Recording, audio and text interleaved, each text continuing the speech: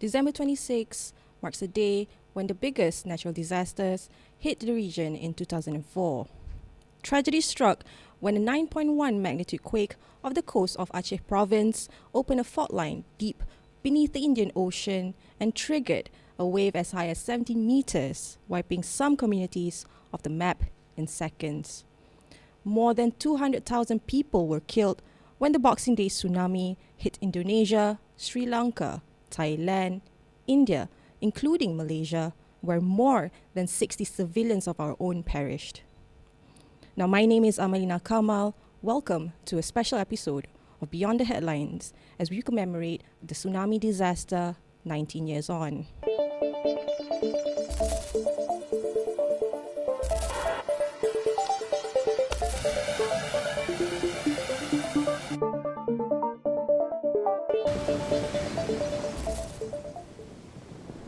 Joining us are two of our New Straits Times editors who covered the aftermath of the event when they were young journalists themselves. So I would like to introduce Najmuddin Najib, our associate editor. Hi, Naj. Hi, happy to be here. I'm happy to have you here as well. A bit somber today for this particular episode, but great to have you here still. Thank you. Yeah, it's a good opportunity to walk down old memories of assignments past. Also, we have Arman Ahmad, our news editor. Arman was also one of the journalists who covered the Aceh disaster. The tsunami disaster, but particularly in Aceh. Welcome, Arman. Thank you, Lola. Yeah. Great to be here and to share some experience about what transpired. And this was 19 years ago. Right. Sometime. Quite interesting when you mentioned that it's like 19 years ago, but certain memories might last, right? And this is why you guys are here. I just want to look into the kind of resilience or strength of survival stories. Maybe to start, Naj, could you share your initial reactions and experiences when you arrived in Aceh itself? How did you got the brief to go there yourself? 19 years ago, I was a young reporter. This was my first year on the job as a journalist, and we were all taken aback and stunned when news of the tsunami broke out, especially on how it affected Penang as well. Yeah? But the scale of the tragedy in Aceh and Sri Lanka really threw everyone for a loop, and the level of devastation was almost unheard of at the time. So the editors at the time tasked me with going to Bandar Aceh to cover the tragedy there, as well as cover some of the aid relief that Malaysian agencies had deployed to. So I think about 2 weeks after disaster struck, I was sent there. I tagged along with a Mercy Malaysia mission, if I'm not mistaken, and we arrived at the Belang Bintang Air Base, right in the heart of Bandar Aceh. The biggest challenge for me then was that it was all down to initiative as to how I should proceed. I had to source my own accommodation, source my own transport, and also rely on journalistic know-how to reach the places and get the stories required. And you have to remember that this was in 2004. No internet. Internet was not really a thing. Mobile phones were not really a thing. Satellite phones were a thing, but I didn't have one. So yes, the logistics of it was the biggest challenge of all. Right. Arman, you yourself have a very interesting story of your experience at the airbase. Yeah. Maybe you want to share here with us. Okay, maybe I'll start from the beginning. So, Naj, I think you went through. How did you get in? Yeah, I came in via I think a military plane in the Belang Bintang Air Base, right? Yeah. For me, it was a commercial flight to Polinia Airport, I think in Medan. And then from there, I just to clarify, I went in with Yayasan Salam, and somebody arranged for us to get there to Medan. And from Medan, we had to sort of like try to get a seat on the plane. And we learned that there was a C-130, US military C-130 flying into Belang Bintang.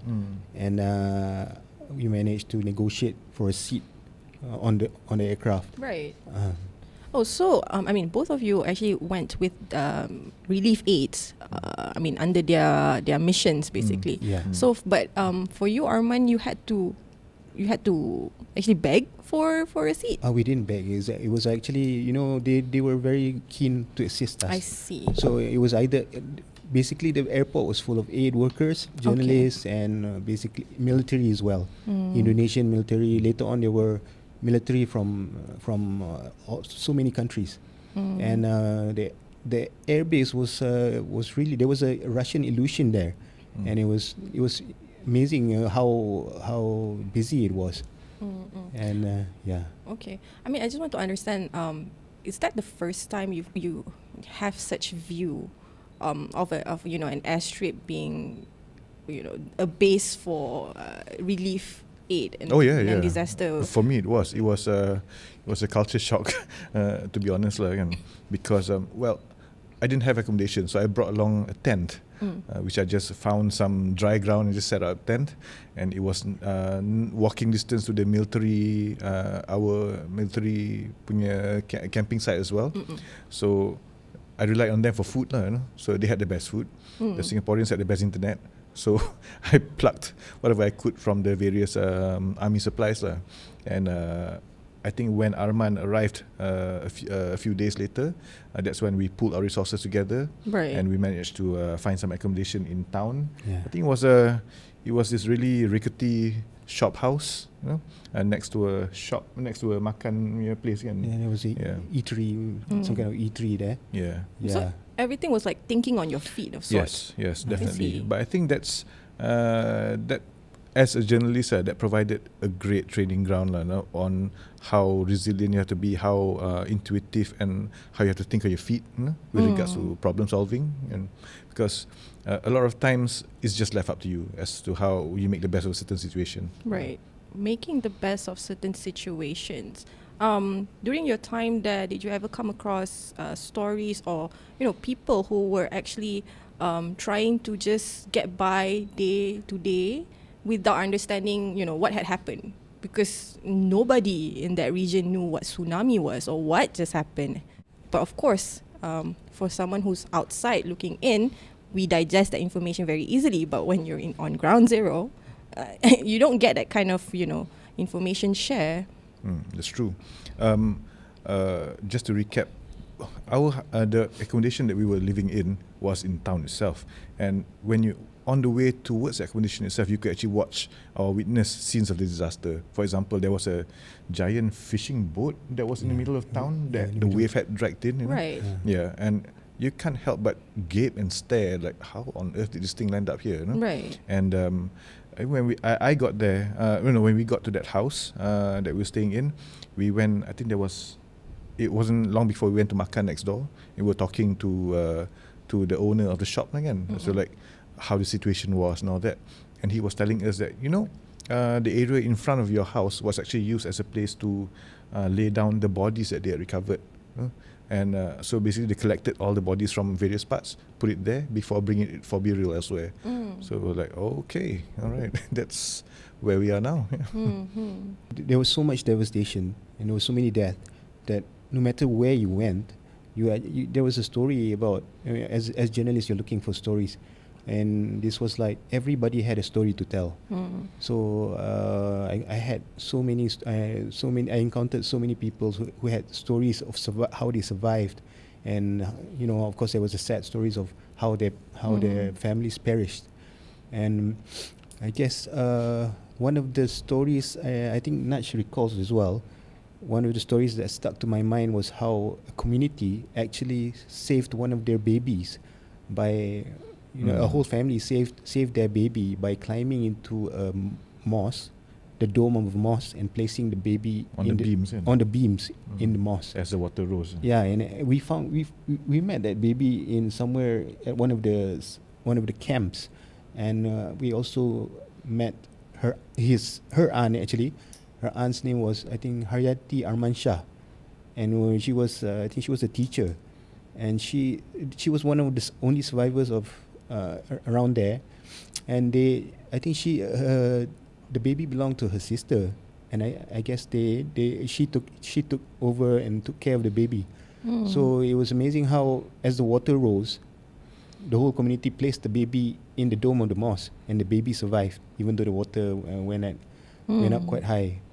And as Naj said, even on the way to the first day, just getting into the city, everywhere was devastation. Everything you look at, the whole entire city was totally destroyed. And basically, one of the things that maybe Naj might recollect is actually there was also a massive pile of bodies on the way to. This was what, day 2, day 3, or This was is the probably first about I think it could be about almost a week in that would probably be more than that, but there were still bodies around. And this was on the first day of us arriving in town. So they were actually finishing up their sort of like cleaning up, picking up bodies, and it was a big mound. It was a big mound of bodies. So I think for me personally, the scale of the devastation was only evident to me when we went to Ulele. It was a province. It was a town, right? A town in Mada Aceh, and it was like a neighborhood. Sorry, so I'm from Subang, so I'm familiar with how Subang houses look and the layout of it, and I kept as we had hired a pickup truck. Where we were sitting in on the back end, and just as they were driving, as we were rolling in, and I couldn't help but compare the scenes of devastation to that of USJ. I was thinking, what if this was USJ? Because it was houses that looked similar, but yet everything was flattened. You could only see outlines of houses, and when it's just everything is flat land everywhere. And then when we got off the truck and we were walking around the rubble or something, and you are looking around at like a random photo album on the ground, a child's doll on the ground, a stuffed toy here, somebody's shoes, these are not just a movie prop, right? It's actually exactly, real, and that's when it real hits you objects. like, oh my God, this used to belong to someone, this used to belong to a family, and it just hits you like a 2-ton truck, really. In the pursuit, to cover all these stories and human interest, just to share the narrative of what the people of Aceh at the time had experienced. And I mean, being super close within proximity of where the quake happened. Was there a point where you just say, you know what, today I'm just going to take a break because I just need to participate in helping out the communities? Well, I think you have to make do with a bit of both, because you're there to do a job. And my job was to file stories and send it in to the editors. But we do what we can. For example, whatever little food that we have, whatever little water that we have, when we go out there and you see someone who needs it, you give it to them. Whatever little money that you have, you can probably help out a bit. So there are little things like that. But as a whole, I think you have to be a professional and just carry out a job and yet retain that human side of you. What about you, Arman?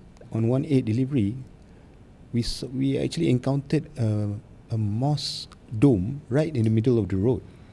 And we couldn't arrive there. I'm not sure if you followed on that. No, you didn't follow on that. Yeah. So there was a mosque dome right in the middle of the road.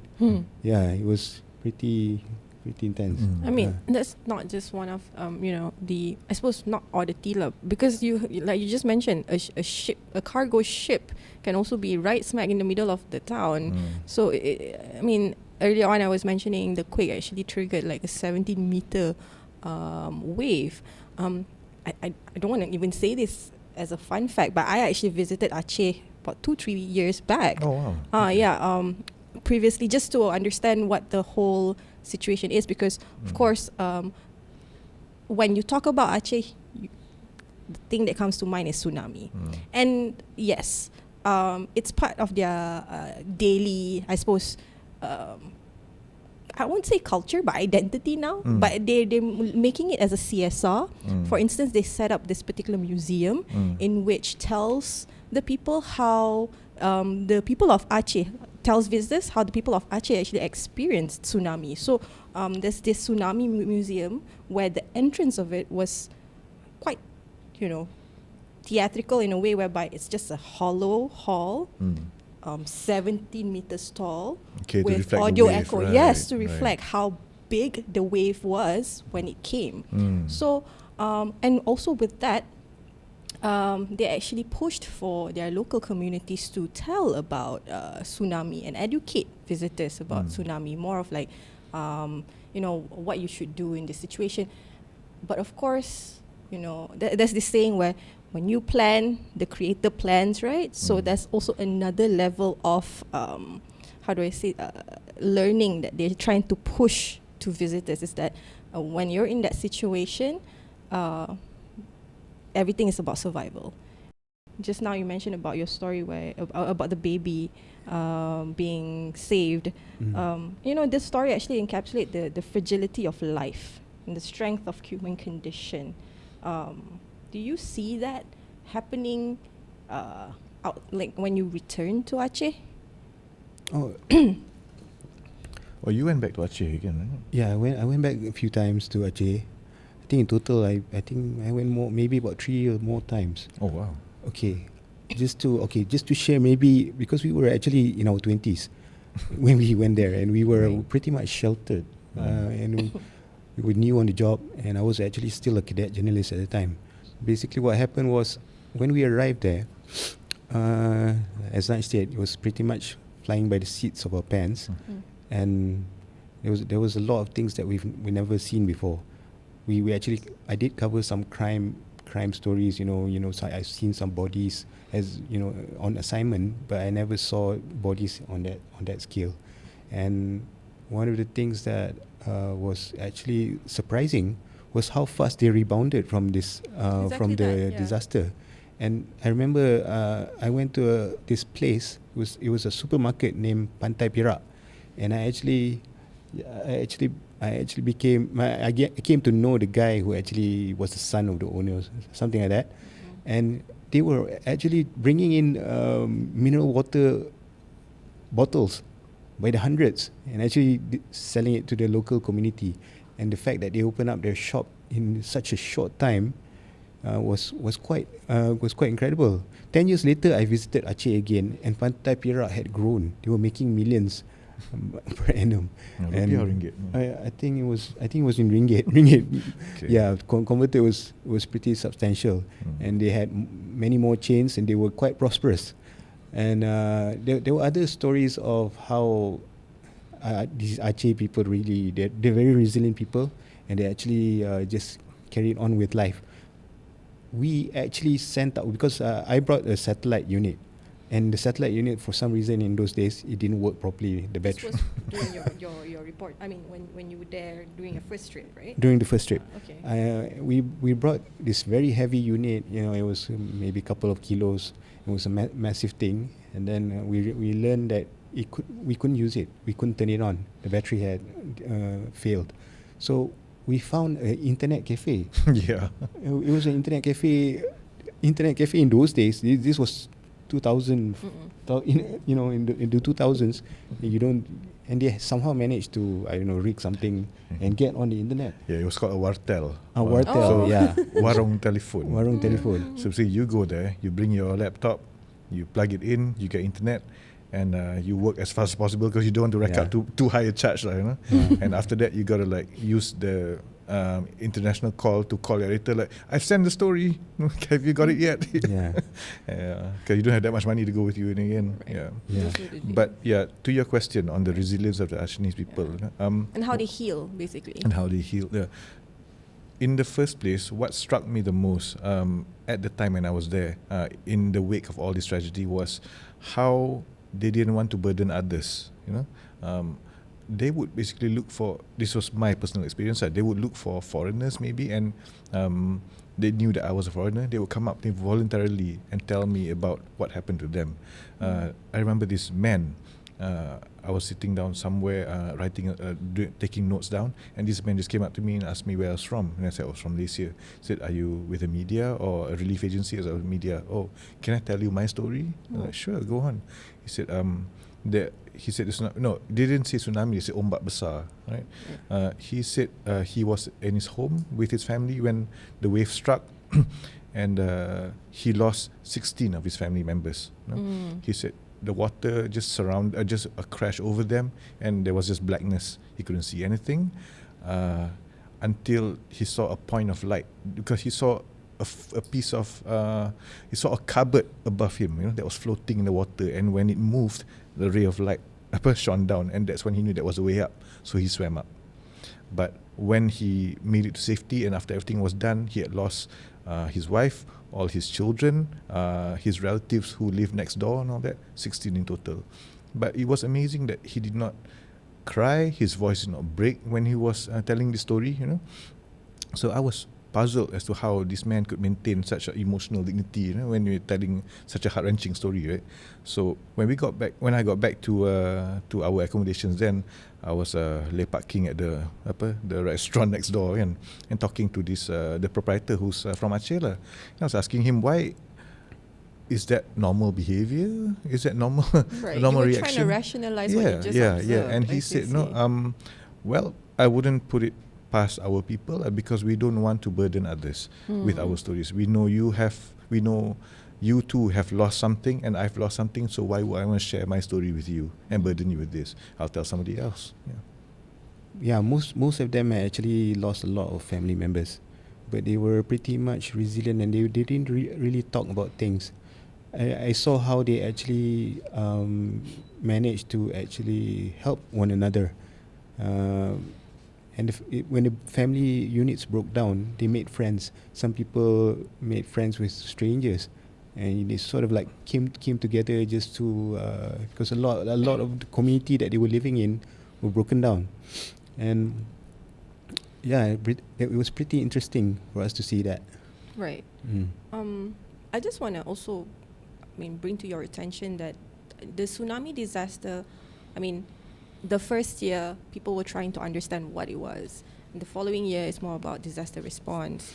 And we've come a long way, actually, when it comes to the disaster response, at least when it comes to, setting up early warning systems within the region. So we saw a lot of cross-collaboration between our neighboring nations. Of course, Malaysia, while the death toll is very low, but people still died. Yeah. And our closest neighbor, which had one extreme in terms of the death the death toll, was even open to assist in building this early warning system. That sort of relationship is still strong, a bit. All the components within the early warning system changed. We have a special video report on this in particular. So let's roll a quick clip for you guys to watch. In a significant move to enhance disaster preparedness, Malaysia has bid farewell to its deep water tsunami buoys. The decision comes after years of grappling with technical issues and high maintenance costs, according to the Malaysian Meteorological Department, also known as Met Malaysia. The focus has now shifted to a network of 25 tide gauges strategically placed along Malaysia's coastal areas, providing consistent and near real-time data. In a recent interview, Met Malaysia Director General Muhammad Hilmi Abdullah shares more with the New Straits Times. We did a lot of study, and also we spoke to our counterparts, as I mentioned, our Indonesian counterparts, the Japanese, even Philippines, who have more experience when it comes to tsunami, and we came to the conclusion that it is better to monitor tsunami using tide gauges. The Norway-made buoys, also known as Tsunameter, were initially installed in 2006 as part of a collaborative effort within the region in setting up early warning systems in preparing against another disaster. However, flaws in functionality, sensitivity, and incidents of loss or damage led to a shift in strategy. A tide gauge will be able to distinguish, because of the processing, the sophisticatedness of the system, it will be able to distinguish between an ocean wave, which means a wind-generated wave, a sea wave, for example, and a tsunami wave. Because even though ocean wave can be very high, can reach up to 3-4 meters in height, the tide gauge, the system, the way it operates is able to distinguish, and false alarm would not happen. When there is a systematic and drastic change in the sea level at a specific tidal point, Met Malaysia will attend to the information received by these tide gauges for disaster response and issue rapid alerts out to nearby communities. Additionally, information on sea levels are also received from an external network of tidal gauges and tsunami buoys in neighboring nations for better preparation. All right. So that particular report is part of the Tsunami exclusive. You can go out and grab the paper or even read it online.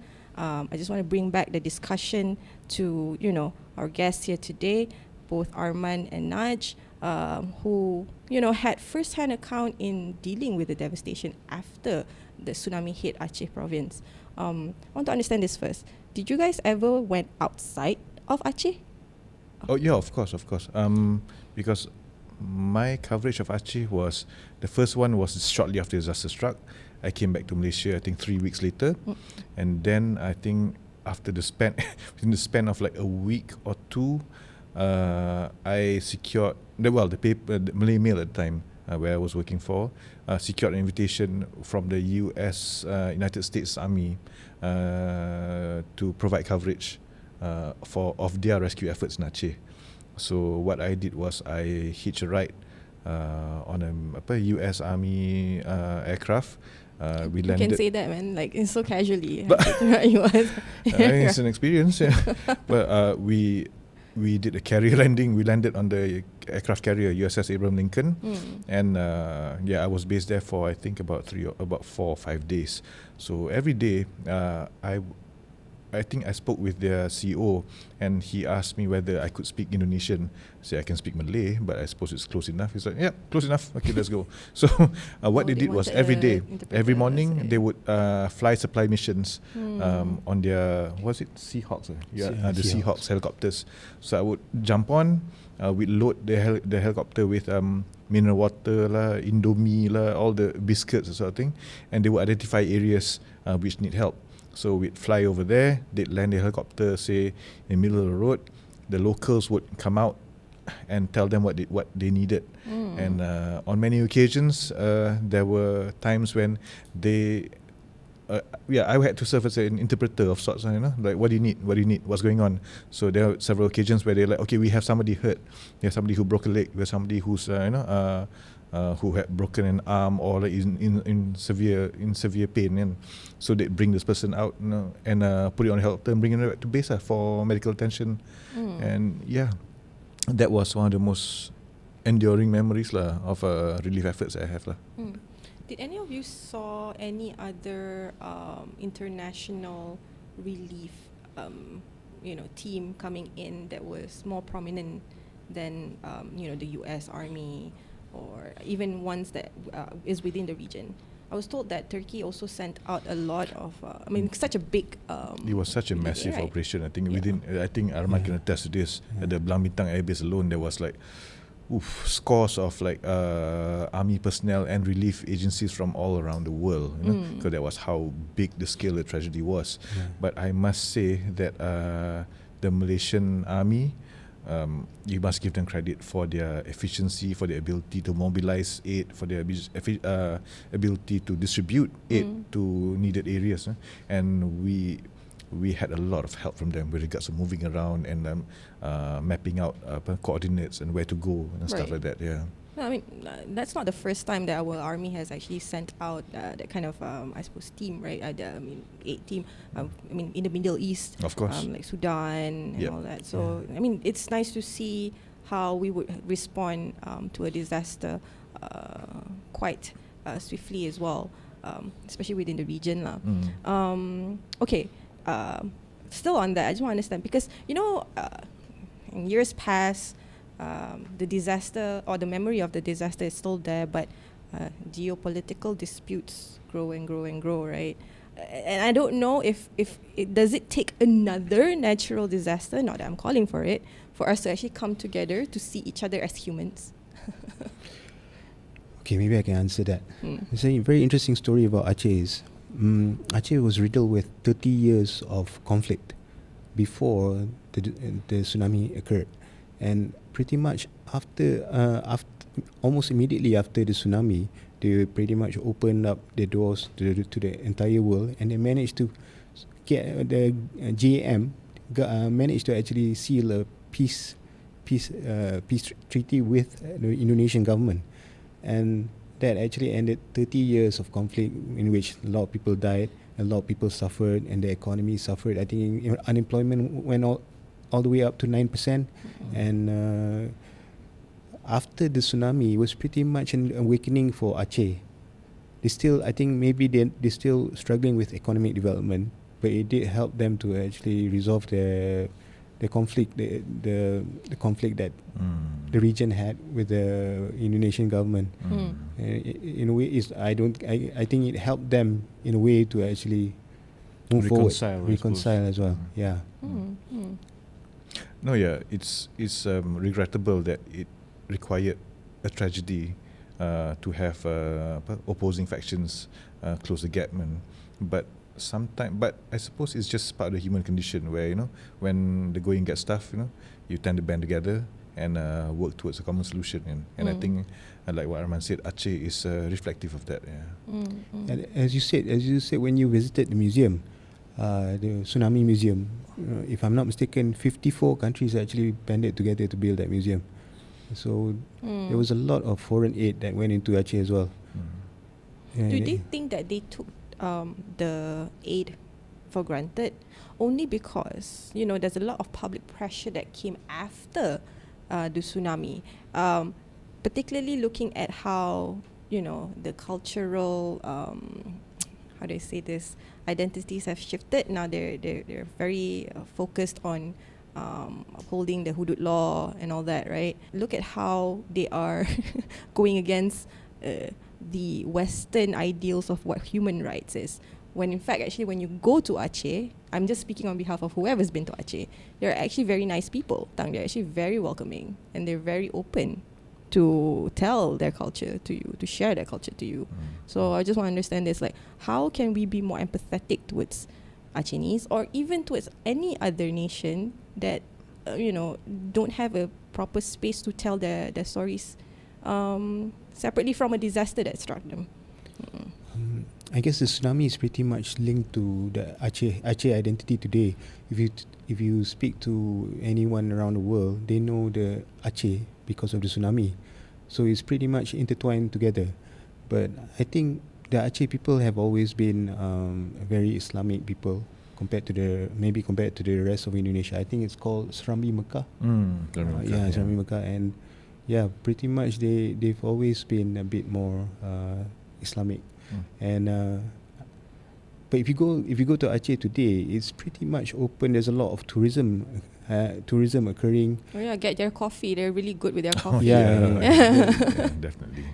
Yeah, I think a lot of people from around the region and the world have also been there. It's actually a pretty place.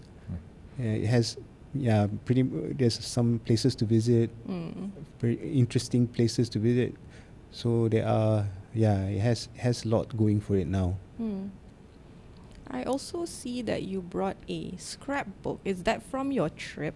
I mean, not trip lah, from your assignment.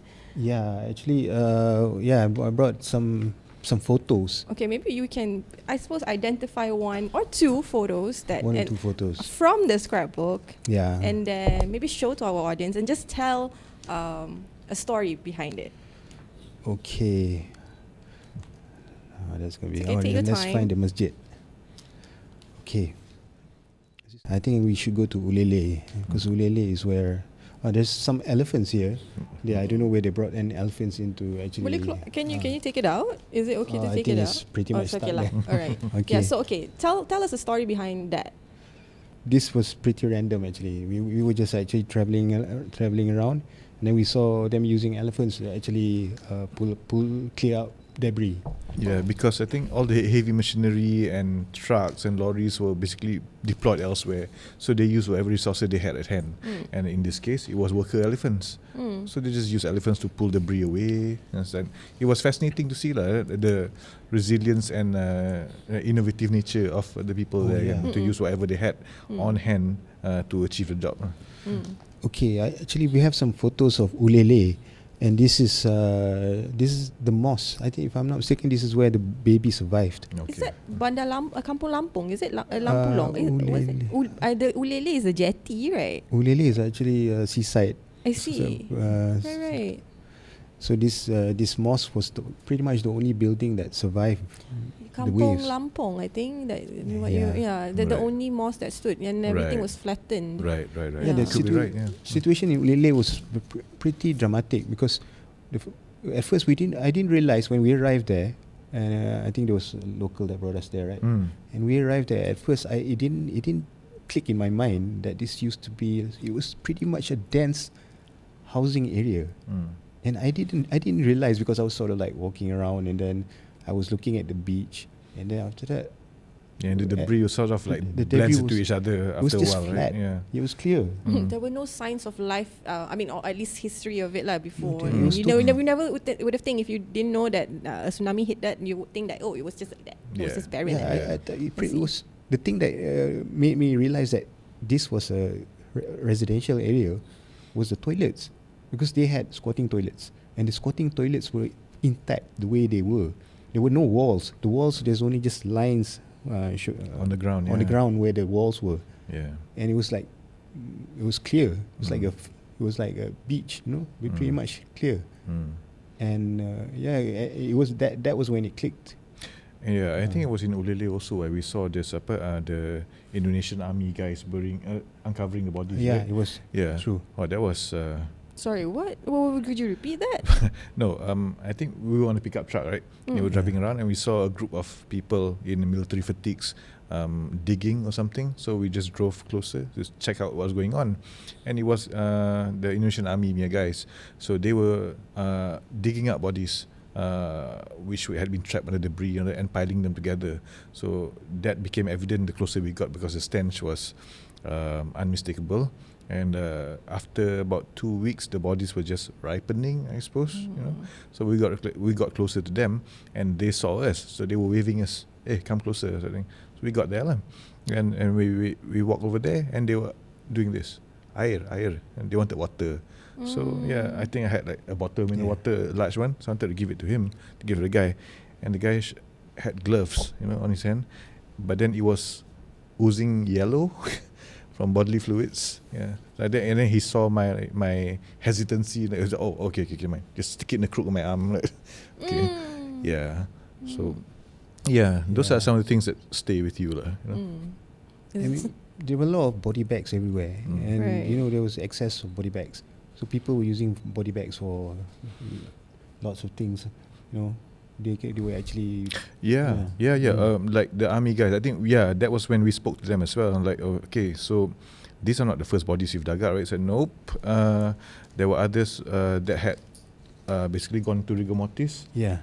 And they said the hardest job, basically, the most heart-wrenching job for them is having to, like, because they wouldn't fit in the bags. They had, frozen in place, so they had to snap the limbs just to make it fit into the bag. Yeah. Oh, wow, I Yeah. never knew that.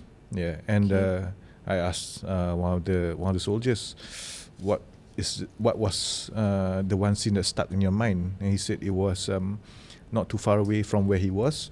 There was a tree that was still standing, and they went to the tree, and they saw one guy sort of like hugging the tree, a body of a guy hugging a tree. But when they pulled him away, he was basically protecting 3 children.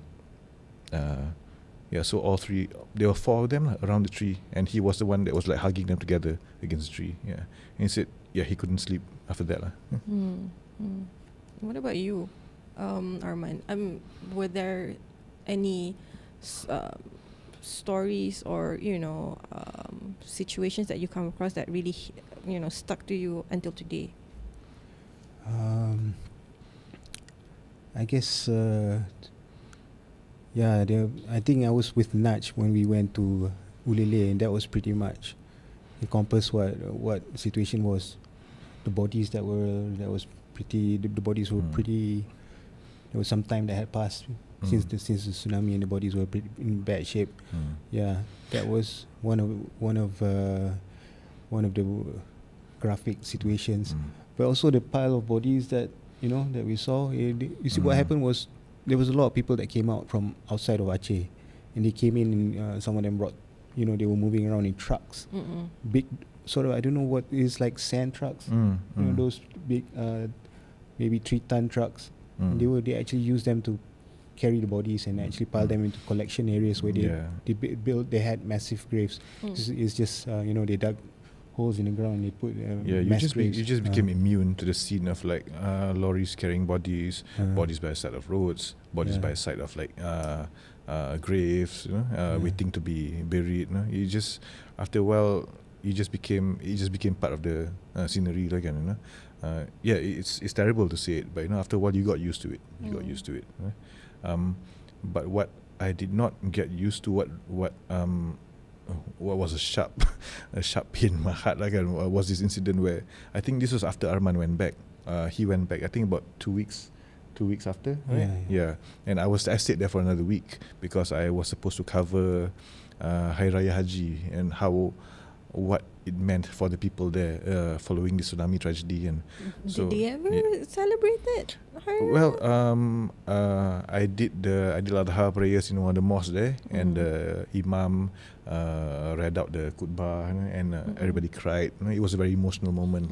That was actually the only time I saw the people cry there. It was during the reading of the khutbah, and when he recollected, and the Imam recollected what had happened, and how we should basically tabah, and be patient with the challenges that thrown at us, and that was when I saw tears fall. But the most interesting person that I met there was this Malaysian man. He was a guy from, I think, Kajang or Kepong, if I'm not mistaken, but he was there to look for his daughters. He had married an Acehnese woman who had brought his 2 daughters back to Aceh to visit the family, and then the tsunami hit. So he somehow wrangled a flight to Bandar Aceh and went to Ulele, where the house was, and only to find everything laid to waste. Right. So for every day, he would put on this yellow raincoat. The yellow raincoat had the words of his daughters and his wife written on the back of it. He would wear a cap, and he had a hailer, I suppose, which played a pre-recorded message of like his daughters' names, daddy ada di sini, daddy mencari kamu, and he would walk around amid that scenes of devastation, just playing that thing and shouting out his daughters' names, his wife's names. That was harrowing and also tragic at the same time. And I never knew what happened to him, whether he found his daughters or not. But till today, do you ever question, or do you have that desire to want to know? Of course. I wish I had kept in touch with him. I had taken his number. I do not know what happened to him, But if there was some way, to bring that to conclusion. Well, various numbers, according to various reports, like 200,000 died across within the region. Some said it was 230,000. Do you guys believe that it's actually more than that? It's hard to say because as we discussed earlier, the numbers it's pretty difficult to give a specific number to how many people died in the region. I'm not sure the authorities also know specifically how many died. And one thing I do remember is how people were trying to sort of like get back with their members and actually sort of know who's alive. They were actually posting. But I think there was one part of town where they posted photos and actually get in touch. This is how to get in touch. We are here. We are here. Come here if you find this. So there was a lot. I think there was tens of thousands missing that actually were never discovered, and it is understandable because the scale of the waves that came in and actually brought a lot of the bodies out from the city itself. Right. So that's true. Yeah, because there were 2 waves, right? The first one that struck, and then the Yeah. second one Yeah. came and wiped everything out. Yep. So Yeah. that's probably one little detail that a lot of people didn't really know. True. Yeah. True. Okay. I mean, I suppose, stories of tsunami or stories of the nations that were hit by this particular tragedy, it's not necessarily told by the reports, of this devastating event. It's actually told by the people who experienced it. I mean, as both Arman and Naj just shared, a string of stories of people who were, just trying to rise above the adversity that they're in. My one last question before we end the show is more of like a reflection, meaning, as we go into almost 2 decades of commemorating this tragedy, talking about it every year can be very tiring if there's if there's nothing coming out of it, right? So what message do you hope to convey to our audience, or at least to each other? I mean, I don't know. I don't think that it was a chance encounter that you guys met and now you guys are working in the same office, right? So, I mean, going back to the question, what kind of message of hope do you want to convey to our audience? To each other? Okay, should I start first? Yeah. Okay, as I told you, we were pretty much sheltered when we went out to Banda Aceh, and when I came back, I remember what lesson that I learned was that how frail life is and how sheltered we are in this country.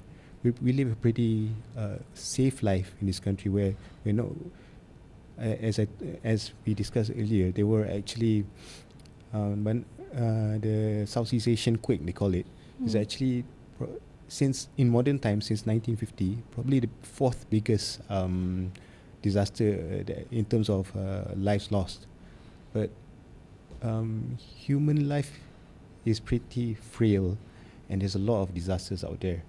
It's just that we can live our entire lifetimes without actually seeing this kind of scale of disasters such as the people in Banda Aceh saw. And when I remember when I came back, it was jarring how we were among people who were devastated. And then I came back the next day, and I think I went out and had fast food and we watched a movie. It was business as usual. Business as usual. It was pretty jarring to go through that. When it's just like seberang selat. Yeah, because we were Exactly, actually yeah. with the people, and we were sort of we were pretty much listening to their stories. And the next day we came back. There were news reports here about all these things, and people were talking about it. But we were safe here, except for some people in certain areas in Yeah. Penang. Yeah, it was Thank you, tragic, Dom. but it wasn't on the scale of how tragic it was. And I think throughout human history, there's been a lot of disasters on this magnitude. And people just like people in Aceh, they actually managed to overcome it and actually come out stronger. And I really hope that people in Aceh will actually, will improve year by year and actually overcome this disaster and actually, move on. I guess when we were there, we didn't really think. We didn't have too much time to think. We just Yeah. focused on the job, But some things tend to creep up on you, For example, when I came back, my dad picked me up from Subang Airport, and he asked me, "What do you want to eat?" I said, "A&W. I need a coney dog." Okay, fine. We got a coney dog, and I went home. And 3 weeks worth of stress and exhaustion, it just hits you like a rock. And I just laid down on my bed and slept. But throughout our stay in Aceh, remember the aftershocks? Yeah. Yeah, the aftershocks, because it was a 9.1 magnitude quake, right? Yeah. So the every night around midnight, we were staying in this shop house on the top floor of a shop house, a rickety shop house, and every night around midnight, there will be aftershocks whereby it's like mini quakes, and the house would sway. Okay, it wouldn't just like rumble; it would sway. It wasn't rumbling. It was swaying. was like in a, So it was you're just moving left and shaking. you're right. just moving from Yeah. side to Yeah. side. So for the first few days, when that happened, we would run out. Afraid that the house would crash or break down or what. But I think after like almost a week, we're like, you know what, it's fine. Whatever happens, happens. So it came to the point where I couldn't sleep every night until the aftershocks had passed. I would just lie down there and wait, and then it would goyang. Like, okay, now I can sleep, right? So when I got back, I slept on my bed. I had a good sleep. And my baby sister, who hasn't seen me for 3 weeks, had to come in my room and jump on my bed. I tell you, I jumped up so high. PTSD. PTSD, yeah. It does tend to creep up on you. I didn't think it affected me, but it did. And I was that way for a while, actually. When I slept, I couldn't get anything on the bed, and I would just jump up, like, okay, what just went on? You know, what just happened? Yeah, so, yeah, long story short, some things tend to stay with you, you know. And, but it would be interesting to see. I would love to go back to Aceh again and see how they have advanced, how they have grown stronger through this, and how they have embraced the future, more or less. Right. Thank you for your share. I think it's more of I won't say a laid back, but it's more personal. Yeah, of course. You know, the tsunami or the Indian Ocean tsunami was unprecedented, but the takeaway from that is that the communities that either survived it or trying to understand what it was came together in a way whereby you would think the world would not, just because of the different backgrounds, the different beliefs. I mean, you see the international, relief aids that come into Aceh, just helping out all, the survivors. What I'm trying to say is that as we move forward, now the 19th year and then probably next year 20th year, when we look at the tsunami, maybe we should look more than just about the tragedy. Maybe take away stories that we can learn and fit it again in our own society in terms of how we can better be a citizen of the world. My name is Amalina Kamal, and that's just all the time that we have for Beyond the Headlines. I hope to see you in the next episode.